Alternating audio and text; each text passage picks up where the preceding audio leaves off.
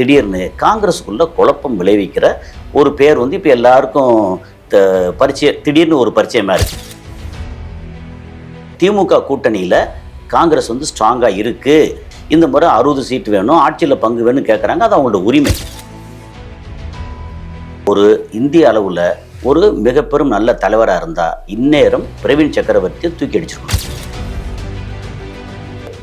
ஒரு தலைவர் இப்போ செல்வ பிறந்தகை இருந்தார்னா அவரை கீழே காலை பிடிச்சி இழுக்கிறதுக்கு ஏற்கனவே இருந்த தலைவர்கள், எதிர்கால தலைவர்கள் எல்லாம் சேர்த்து வந்து காலை பிடிச்சி இழுப்பாங்க. அதில் வந்து தொண்டர்களே இல்லாத கட்சி அப்படின்னா காங்கிரஸ் கட்சி. அதையும் மீறி அதிகமாக காங்கிரஸுக்கு பணம் கொடுத்து ஜெயிக்க வச்சது வந்து திமுக.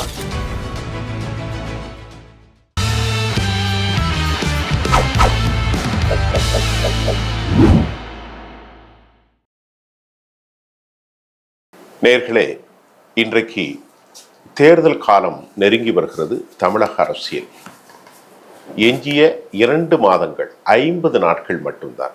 மார்ச் மாதத்தில் பரப்புரைகள், ஏப்ரலில் போலிங். கூட்டணிகள் எப்படி இருக்கிறது? திராவிட முன்னேற்ற கழக தலைமையிலான ஒரு அணி, பாரதிய ஜனதா அதிமுக, தமிழக வெற்றி கழகம் மற்றும் நாம் தமிழர் கட்சி, 4 முனை போட்டிகள் உறுதியாக இருக்கிற நிலையில இவர்களுக்குள் இன்னும் பல அசைவுகள், உறுதிப்படாத மனங்கள், எண்ண ஓட்டங்கள், அழுத்தங்கள், விரக்திகள் தொடரத்தான் செய்கின்றது. இன்னும் முடிவாகவில்லை. முடிவு எப்போது வரப்போகிறது? இன்று காலை கிடைத்த தகவல்களோடு நம்முடைய அரசியல் விமர்சகரும் சர்வதேச நல ஆய்வுகள் உலகத்தின் பல செய்திகளை தொடர்ந்து பேசும் திரு கசாலி அவர்களை வரவேற்கிறேன். சர்வா, இன்றைக்கு காலையில் தமிழ்நாட்டு அரசியல்ல என்ன நிலை, என்ன செய்தி உங்கள்கிட்ட இருக்கு?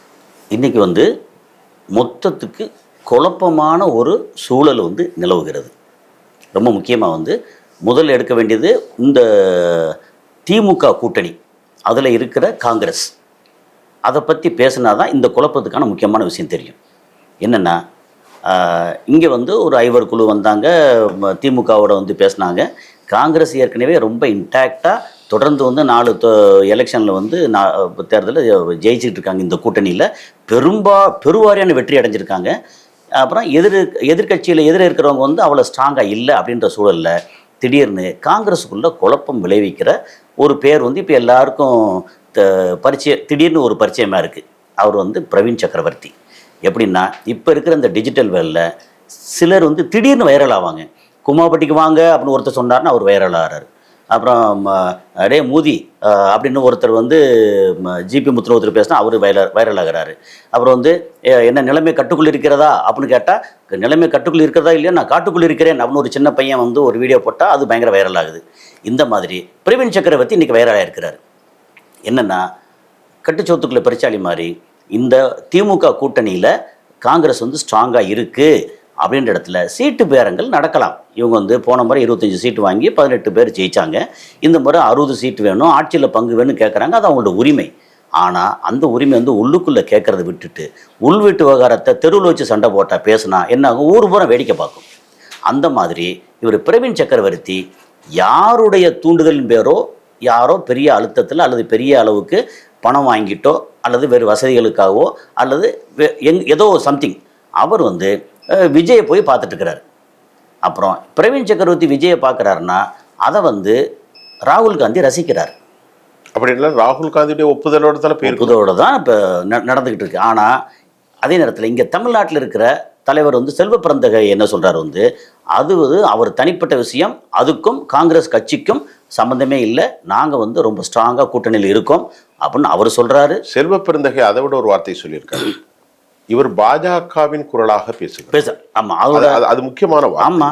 ஏனால் நீங்கள் சொல்கிற பிரவீன் சக்கரவர்த்தி பர்சனலா ராகுலுக்கு வேண்டியவர். அவர் வந்து பார்த்தால் இவருடைய தலைவருடைய மனசாட்சியாக அவருடைய ஆலோசனை கருத்தா இவர் பாஜகவின் குரலாக பேசுகிறார் என்று தமிழ்நாட்டுடைய செல்வ பெருந்தகை பேசுவதில் பெரிய அளவிலான முரண் என்னன்னா, இப்போ அவர் வந்து பிரவீன் சக்கரவர்த்தி இப்படி வந்து போய் சந்திச்சது, பேசுனது, வெளியிட்ட அறிக்கைகள் இதெல்லாம் பார்க்கும்போது திமுக காங்கிரஸுக்குள்ள குழப்பம் வந்துடும் தோணுச்சுன்னா, ஒரு இந்திய அளவில் ஒரு மிக பெரும் நல்ல தலைவராக இருந்தால் இந்நேரம் பிரவீன் சக்கரவர்த்தியை தூக்கி அடிச்சிருக்கணும், பதவி விட்டு விலக்கியிருக்கணும். அதுதான் உண்மை. விளக்கலை, அது போக ஏற்கனவே நம்ம முன்னாடி பேசியிருக்கோம், கரூர் ஸ்டாம்பீடு டைமில் வந்து ராகுல் காந்தி விஜய் வந்து தனிப்பட்ட முறையில் ஃபோன் பண்ணி பேசுனது தவறான விஷயம்.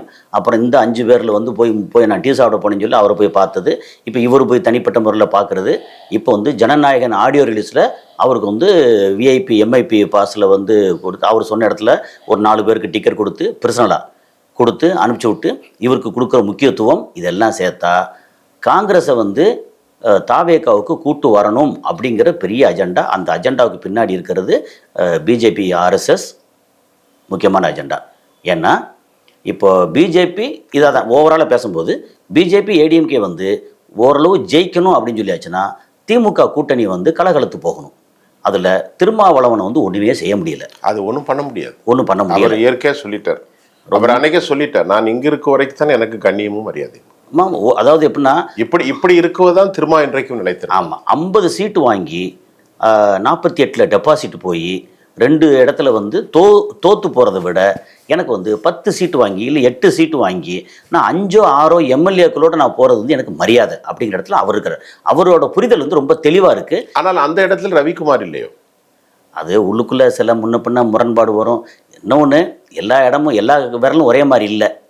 அதனால் நான் கேட்பது, திருமாவளவன் அனைவரையும் அனுசரித்து செல்வார். இப்ப நம்ம காங்கிரஸோட பேசுறோம், இப்ப அதோட இடைச்செய்தியாக. ஆனால் இவர் ஒரு மேலாதிக்க ஒரு வர்க்க பேதம் கொண்டவர் என்று அடையாளப்படுத்தப்படுகிறார். தலித்துக்குள்ளே இருந்தாலும் இவர் கொஞ்சம் மேலாதிக்கம் உள்ளவர், தனக்கென்று கொஞ்சம் பெருமை பேசிக் கொள்வார்.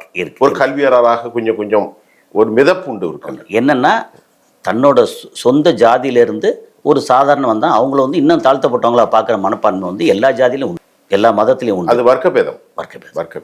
அது உண்டு. அதனால அது வந்து இதை முடிவெடுக்கிற இடத்துல வந்து திருமாவளவன் இருக்கார். அவர் தான். ஆமாம், அது மாற்றம் இல்லை. அவர் வந்து சஜஷன் கொடுக்கலாமே ஒழிய, அவர் வந்து வன்னியரசா இருக்கட்டும் இவங்களா இருக்கட்டும் சஜஷன் உள்ளுக்குள்ள எல்லாம் பேசுவாங்க. அப்புறம் விசிகால உள்ளுக்குள்ள என்ன பேசினாலும் எல்லாரும் வெளியே வந்து சொல்றது இல்லை. ஸோ கிளியராக நடக்குது, அங்கே பிரச்சனை இல்லை. சரி, இப்போ நம்ம வருவோம் காங்கிரஸ். இப்போ வந்து காங்கிரஸ் வந்து எப்படின்னா, ஏற்கனவே ஒரு தலைவர் இப்போ செல்வ பிறந்தகை இருந்தார்னா அவரை கீழே காலை பிடிச்சி இழுக்கிறதுக்கு ஏற்கனவே இருந்த தலைவர்கள் எதிர்கால தலைவர்கள் எல்லாம் சேர்த்து வந்து காலை பிடிச்சி இழுப்பாங்க. அதில் வந்து தொண்டர்களே இல்லாத கட்சி அப்படின்னா காங்கிரஸ் கட்சி. அதுக்கு 25 சீட்டு இல்லை, நீங்கள் வந்து 5 சீட்டு கொடுத்தாலுமே பிரயோஜனம் இல்லாத கட்சி அது. என்ன காரணம் சொல்கிறேன்னா, வேலை செய்ய ஆள் இல்லை. ஓட்டு வாங்கணும்னா வேலை செய்யணும். அந்த கிரவுண்டில் வேலை செய்கிறதில்ல. ஏற்கனவே சொன்னது தான், திமுக கூட்டணி இருந்தால் தான் இவங்களுக்கு ஓரளவாவது வெற்றி கிடைக்கும். இப்போ வந்து கிரவுண்டில் வேலை செய்கிறதில்ல. திமுக கூட்டணியில் இருந்தால் திமுக தொண்டர்களும் வேலை செய்கிறாங்க, திருமாவளவன் தொண்டர்களும் வேலை செய்கிறாங்க. இந்த மாதிரி இருக்க இடத்துல வந்து காங்கிரஸில் வந்து வேலை செய்ய ஆள் இல்லை. அப்போது என்ன நினைப்புனா, நமக்கு வந்து இங்கே 25 சீட்டு திரும்ப கொடுத்து ஒரு 15 பேரோ 20 பேரோ வந்து ஜெயிச்சு வந்து அப்படின்னா இதில் வந்து பிரவீன் சக்கரவர்த்திக்கு என்ன லாபம்? ஒரு லாபம் இல்லை. அவர் நீங்கள் சொல்றதை பார்க்கும்போது பிரவீன் சக்கரவர்த்தி உங்களுக்கும் எனக்கும் தான் தெரியும். ஆமாம், சாதாரணமான தமிழ்நாட்டில் யாருக்கும் தெரியாது. அவர் எப்படி திடீரென முளைத்தார்? அது எப்பவுமே வெளியே தெரிஞ்ச முகம் ஒன்றா இருக்கும், அவருக்கு தெரியாமல் பின்னாடி வந்து 10 பேர் இருப்பாங்க. அதில் திடீர்னு ஒருத்தர் மேலே வருவார். இது வந்து எப்படின்னா, ராகுல் காந்தி வந்து இந்த மாதிரி விளையாட விடுறது இது வந்து தவறான அணுகுமுறை. என்னென்னா, ஏற்கனவே சொல்லியிருக்கிறார் தமிழ்நாடு வேறு மாதிரி அப்படின்னு அவரே நிறைய சொல்லியிருக்கிறார். அப்போது யாருமே இதுக்கு 2 எலெக்ஷனுக்கு முன்னாடி யாருமே வந்து இந்திய அளவில் இவரை பப்புன்னு சொல்லிட்டு இருக்கும்போது ஸ்டாலின் மட்டும்தான் வந்து இவர் வந்து பிரைம் மினிஸ்டர் கேண்டிடேட் துணிஞ்சு தைரியமாக சொன்னார். அப்போது இங்கே வந்து ரொம்ப இன்டாக்டாக ஸ்ட்ராங்காக இருக்க இடத்துல உள்ளுக்குள்ளே பேசுகிறத விட்டு போட்டு, அதாவது இல்லை குடும்பத்துக்குள்ளே வந்து விரிசல் வரலாம், மனக்குறை இருக்கலாம், மாற்று கருத்து இருக்கலாம், உள்ளுக்குள்ளே பேசுகிறத விட்டுட்டு வெளியே இந்த மாதிரி எனக்கு வந்து டிவிக்கே இருக்காங்க, தாவேக்கா இருக்காங்க, அங்கே போய் நாங்கள் சேர்ந்துருவோம் அப்படின்னா போய் சேரு. தாவேக்கா வந்து உண்மையிலே வளர்ந்து வர்ற கட்சி. ஆனால் இது வரைக்கும் என்ன ஓட்டு வங்கின்னு நிரூபிக்கலை. அப்புறமும் கிரவுண்ட் லெவலில் கட்டமைப்பும் சரியா, கட்டமைப்பு இல்லை. கீழ் லெவலில். ஆமாம், இன்னும் அதாவது நான் சொல்கிறது நம்ம நேயர்களுக்கு புரியணும். கையை பிடித்து கொண்டு ஒவ்வொரு பூத்தா கொண்டு வாக்களிக்கிறதற்கு ஆள் இல்லை. அது திமுகவுக்கு தான் இருக்கு. திமுகவுக்கு இருக்கு, அதிமுகவுக்கு இருக்கு, திருமாவளவன் கட்சிக்கு இருக்கு. அப்புறம் இவங்களோட கம்பேர் பண்ணும்போது 20% வந்து நாம் தமிழர் கட்சிக்கு இருக்கு. நாம் தமிழர் ஓகே, ஏன்னா கீழ் வரைக்கும் இருக்கு. அப்போ இவங்ககிட்ட வந்து ஆளே இல்லை. இன்னொன்று, காங்கிரஸ் தனியாக நின்னா டெபாசிட் கூட வாங்காது ஒரு தொகுதியிலையும். அது அவர்களே சொல்கிறார்கள். இப்போ ப. சிதம்பரம் நீங்கள் சொல்லுங்க நினைச்சல இன்றைக்கு செய்தி, ப. சிதம்பரம், ஜோதிமணி போன்ற தலைவர்கள் எல்லாம் மணிக் தாகூருடைய இதற்கு எதிர்வினை செய்திருக்கிறார், சரிருக்காங்க. இன்க்ளூடிங் மோகன் குமாரமங்கலம். மணிக் தாக்கூர் வந்து அவராக இருக்கட்டும் அல்லது கார்த்தி சிதம்பரமாக இருக்கட்டும், அவங்கெல்லாம் வந்து கட்டுச்சோத்துக்குள்ள பெருச்சாளி மாதிரி. இல்லை, அவர்கள் திமுகவுக்கு எதிராகத்தான் பேசுகிறார்கள். ஆமாம். ஆனால் சிதம்பரமும் ஜோதிமணியும் மோகன் குமாரமங்கலம் திமுகவுக்கு சரிதான், அங்கே ஒரு குண்டா ராஜ்யம் நடக்கின்றது, உத்தரப்பிரதேசத்தினுடைய இதெல்லாம் பத்தி இவர் பேசினார். யாரு? பிரவீன் சக்கரவர்த்தி. ஆமா, அந்த ஸ்டாட்டிஸ்டிக்ஸ் எல்லாம் பேச என்ன சொல்லிட்டு தமிழ்நாடு வந்து அதை விட அதிகமாக வந்து கடன் வாங்கியிருக்கு. எப்பா இங்கே வந்து தொழில் பண்ணுறவங்க கடன் வாங்குறதுக்கும் ஊர் சுற்றுறவங்க கடன் வாங்குறதுக்கும் வித்தியாசம் இல்லையா அப்படின்றது. அதை வந்து எப்படின்னா இங்கே திமுக அரசை வந்து குறைச்சி பேசி இவர் வந்து யாரோட வாய்ஸாவோ பேசுகிறார். யாரோடங்கிறது என்னென்னா பிஜேபியோட வாய்ஸாக பேசுகிறார். இன்னொன்று பிஜேபி தான் வந்து தாவேகா வந்து இயக்குதுன்ற ஒரு கான்ஸ்பிரசி இருக்குது. அப்போது இவங்க ஒருவேளை தாவேக்கால வந்து இவங்க காங்கிரஸ் போய் 50 சீட்டோ 70 சீட்டோ வாங்கட்டுமே, ஜெயிக்கணும்ல, வாங்கி ஜெயிக்கணும்ல. ஜெயிக்கிறது மட்டும் இல்லை, கீழே வேலை பார்க்கணும். வேலை பார்த்தா தான் ஜெயிக்க முடியும். அதாவது இடங்களை பெறுவதல்ல, வெற்றி தான் கணக்கு. இன்னொரு முக்கியமான விஷயம், போன பார்லிமெண்ட் எலெக்ஷனில் இங்கே காங்கிரஸோட அக்கௌண்ட்டை பூரா முடக்கி வச்சாங்க இந்த இப்போ இருக்கிற ஆளும் அரசு. அதையும் மீறி அதிகமாக காங்கிரஸுக்கு பணம் கொடுத்து ஜெயிக்க வச்சது வந்து திமுக. அப்போ இவ்வளோ தூரம் பண்ணதுக்கு அப்புறமும் திமுகவே அடிமையாக இருக்குன்னு அவசியமே இல்லை. நீ திடீர்னு வந்து ஆட்சியில் வந்து பங்கு கேட்கறதுக்கு நீ யார் அப்படின்னு ஒன்று இருக்குல்ல. திரு கசாலி, ஒரு சின்ன கேள்வி எனக்கு. இன்றைக்கு வட இந்திய அரசியலில் காங்கிரஸ் டிக்ளைன், வீழ்ச்சி, இந்தியா கூட்டணி இருப்பது மட்டும்தான் ஒரு கிளை. ஆமாம், அந்த கிளையை பிடித்து கொண்டுதான் அவர்கள் பயணிக்க வேண்டும். ஆமாம். அப்படிப்பட்ட நேரத்தில் திமுக அதில் முக்கியமான ஒரு கட்சி. திமுக ரொம்ப முக்கியமான கட்சி. அப்போ அதை ஒரு மாநிலத்திற்காக உதாசீனம் செய்யக்கூடிய அளவிற்கு ராகுல் காந்தி முனை மழங்கி மூளை மழங்கி போன தலைவர். அப்படி ஒரு கேள்வி. கிட்ட அந்த அளவுக்கு அவர் சிந்திக்கலையே. அதான பிரச்சனையே. அவர் சிந்திச்சிருந்தாருன்னா, ஏன்னா அவங்களுடைய முன்னாடியெல்லாம் எப்படி தெரியுமா, அவங்களுடைய கணக்கு என்னென்னா, மாநிலம் வந்து மாநில கட்சிகளுக்கு, மத்தி வந்து எங்களுக்கு. அப்போது உங்களுக்கு வந்து 234 தொகுதியில் 200 தொகுதி நீங்கள் எடுத்துங்க, 30 தொகுதி எங்களுக்கு போதும். நீங்கள் வந்து 39+1 40 பார்லிமெண்ட் எலெக்ஷனில் தேர்தலில் 30 எங்களுக்கு, 10 உங்களுக்கு, 2 சேர்ந்து வேலை செய்வோம். நீயும் அரிசியை கொண்டு வா, நானும் அரிசியை கொண்டு வர்றோம். அந்த மாதிரி இப்போ வந்து என்ன ஆச்சுன்னா, காங்கிரஸ் ஏற்கனவே கீழே வீழ்ந்து கிடக்கு. அப்போது ரொம்ப ஸ்ட்ராங்காக காங்கிரஸை தூக்கி பிடிச்சிட்டு இருக்க ஒரே மாநிலம் வந்து தமிழ்நாடு. சரி, ஆமாம். இந்த நேரத்தில் ராகுல் காந்தியோட செயல்பாடு வந்து சந்தேகத்துக்குரியது இல்லை, சந்தேகம் இல்லாமல் சிறுபிள்ளைத்தனமானது. ஆமாம், அது வந்து எதிர்காலத்துக்கு நல்லது இல்லை. ஏன்னா ஸ்ட்ராங்கான தலைவராக இருக்கணும், எந்த ஒரு முடிவையும் யோசித்து கரெக்டாக எடுக்கணும், அந்த நேரத்தில் எடுக்கணும். பிரவீன் சக்கரவர்த்தி மாதிரி ஆள் வந்து நேரம் போய் மீட் பண்ணி இப்படி பேசியிருந்தாருன்னா இந்நேரம் வந்து அவர் கட்சியை விட்டு தூக்கியிருக்கணும். தூக்க விட்டாலும் ஒரு அறிக்கை விட்டுருக்கோம். ஏதோ ஒன்று எப்படி பார்த்தாலும் ஒன்றும் விடல, செய்யாமல் மௌன நிலைக்கு போனது. அவர் வந்து நடைப்பயணம் போகிறாரு, 3000 கிலோமீட்டர் 5000 கிலோமீட்டர் போகிறாரு. நடைப்பயணம் போனால் 4 பேருக்கு மத்தியில் வந்து அவர் தெரியும். ஆனால் ஓட்டு வாங்குறதுக்கு வந்து கட்சிகள் வேணும், சப்போர்ட் வேணும், மக்கள் ஓட்டு போடணும். எதை நம்பி ஓட்டு? இப்போ இங்கே வந்து இப்போ செல்வ பிறந்தகை இவர் யதார்த்தத்தை பேசுகிறாரு. ஆனால் செல்வ பிறந்தகை மட்டும் தனியாக போய் அந்த கட்சியை கொண்டு போய் தமிழ்நாட்டில் எத்தனை இடத்த ஜெயிக்க வைக்க முடியும்? வாய்ப்பில்லை. இதே ஈவன் நம்ம இவரை கூட சொல்லுவோம், திருமாவளவன் தனியாக போய் அவர் 100 தொகுதியில் நிற்கட்டும், எத்தனை தொகுதியில் ஜெயிக்க முடியும்? கூட்டணி தான். ஏன்னா எப்போவுமே ஸ்ட்ரென்த் வந்து கூட்டணி. அந்த கூட்டணி வந்து ஒத்த கருத்துள்ள கூட்டணி. இப்போது காங்கிரஸ் வந்து தாவேக்காவோட சேருதுங்கிறதுக்கு பதிலாக நேரடியாக பிஜேபியோட சேர்ந்துடலாம். கரெக்ட். அப்போது இந்த பிரவீன் சக்கரவர்த்தியோட குரல் வந்து தவறான குரல். அதை வந்து கண்டிக்கலை, இது வரைக்கும் ஒன்றும் செய்யலை. இவர் செல்வ பிறந்த என்ன சொல்லியிருக்காரு, நாங்கள் வந்து தலைமைக்கு லெட்டர் எழுதிக்கொன்றாரு. லெட்டர் எழுதி அப்புறம் அவங்க பார்த்து கூட்டு விசாரித்து அதுக்குள்ளே வந்து எலெக்ஷன் வந்து முடிஞ்சு போயிடும். அப்போ என்ன ஆகும்? ஒரு கட்டத்தில் திமுக இன்னொன்று வச்சுக்கோங்க, ரொம்ப முக்கியமான ஒரு செய்தி, ஸ்டாலின் வந்து more dangerous then any leader in India.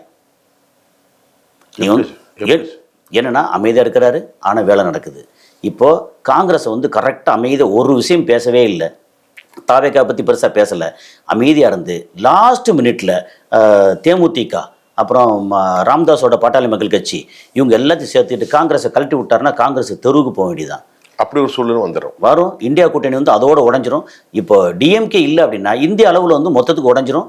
அன்றைக்கி ராகுல் காந்தி வந்து எதிர்க்கட்சியாக கூட வர முடியாது. அப்போது ராகுல் காந்தி ஒரு அபாயமான விளையாட்டு.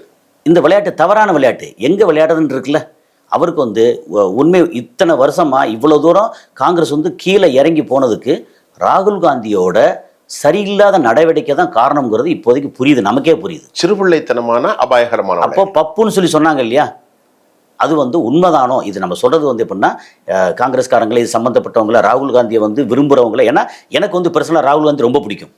ஏன்னா காலேஜில் வந்து பேசுனது, இங்கே பேசுனது, நடைப்பயணத்தில் பேசுனது, அவர் ஏகப்பட்ட விஷயங்களில் பர்சனலாக ரொம்ப பிடிக்கும். ஆனால் அவரோட கட்சி சம்மந்தப்பட்ட நடவடிக்கையில் வந்து அவர் பப்பு தானோ அப்படின்ற சந்தேகம் இருக்கு. நேர்களே, இன்றைக்கு அரசியல் ஆடுகளத்தில் சமகால தமிழகத்தினுடைய மிக முக்கிய கூட்டணிகளில் காங்கிரஸ், திமுக அவர்கள் எந்த மாதிரியான நகர்வுகளை முன்னெடுக்கப் போகிறார்கள், நமக்கு ஏற்பட்டிருக்கக்கூடிய பல சந்தேகங்களை தேசிய தலைமை மற்றும் தமிழ்நாட்டு தலைமையினுடைய அந்த அரசியல் விளையாட்டுகளையும் சூட்சமங்களையும் தனக்கே உரித்தான பாணியில் யதார்த்தமான நிகழ்வுகளை களத்திலிருந்து திரு கஸ்ஸாலி அவர்கள் நம்முடைய அரங்கத்திற்கு வந்து சொல்லியிருக்கிறார். இன்னும் நிறைய தொடரப்போகிறோம். தமிழக அரசியல் களத்தில் நிறைய பேசப் போகிறோம். தேசிய அரசியலை பேசப் போகிறோம், சர்வதேச அரசியலையும் பேசப் போகிறோம். சரி, நமது அமர்வுக்கு வந்ததுக்கு மீண்டும் ஒரு முறை உங்களுக்கு நான் நன்றி. நன்றி. நன்றி.